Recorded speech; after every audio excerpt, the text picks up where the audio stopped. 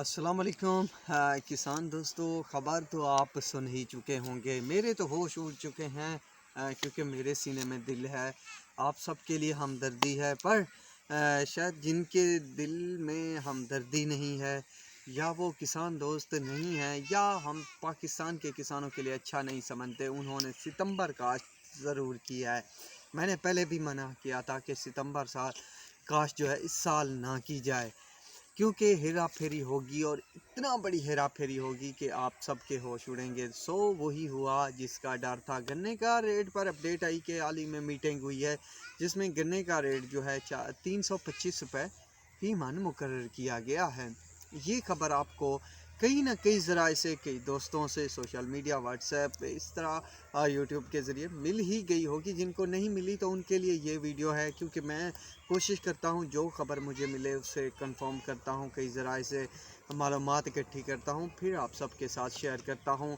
Meeting हुई है जिसमें शुगर मिल एसोसिएशन और शुगर मिल वालों ने कहा है कि हमें 325 रुपये से ऊपर गन्ने का रेट बारे में नहीं आता। ना ही हमारी चीनी बिकी है, ना ही हुकूमत हमें चीनी बेचने की इजाज़त दे रही है। तो हम किस तरह किसानों को सपोर्ट करें, या हम किस तरह रेट बढ़ाएं गन्ने का। उन्होंने हाल ही में बताया कि इस साल भी गन्ने की काश्त जो है वो बहुत ज़्यादा है, इतना ज़्यादा है कि किसी की सोच है। और ऊपर सितंबर काश्त भी अच्छी खासी कर दी गई है, ये भी मौक़िफ़ आया है।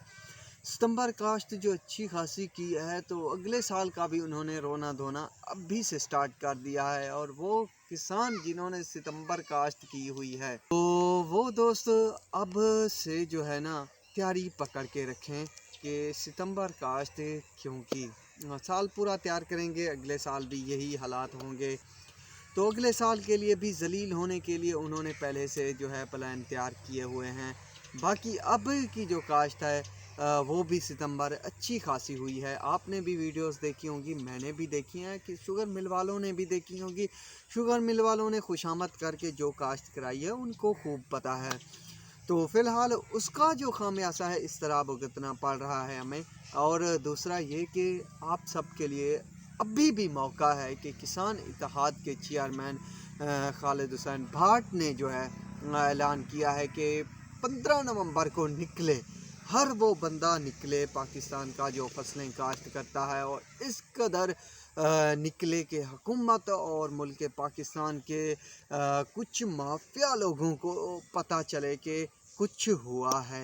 यानी सुनामी बरगार टूटें इन पर, शुगर मिल्स माफिया पर, हुकूमत पर, असम्बली के सामने इस कदर बैठ जाएं जब तक आप सबको, हम सबको और पाकिस्तान के हर उस किसान को उसके हक का जो रेट है वो ना तय करके दिया जाए, तब तक उधर से हटने का नाम ही ना लें।